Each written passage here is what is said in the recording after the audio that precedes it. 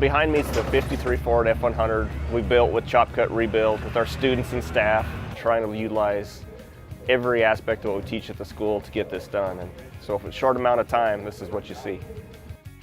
The only thing we use from the original truck is the cab, the seat frame, and the radiator support.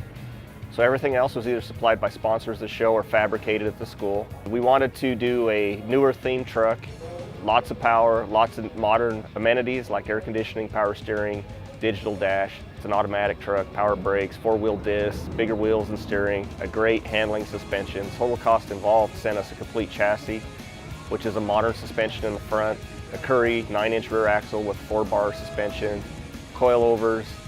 The paint and body on this truck was a challenge, but it was very nice. We ended up buying all the body panels from LMC.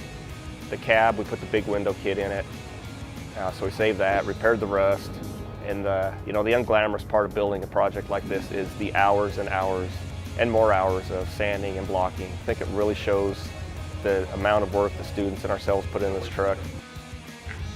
One thing when you watch a show that builds a truck, and you see this over several months and the truck goes from junk to what it is now, there's a lot of skills involved in all aspects, from the mechanical to the paint and body to the upholstery.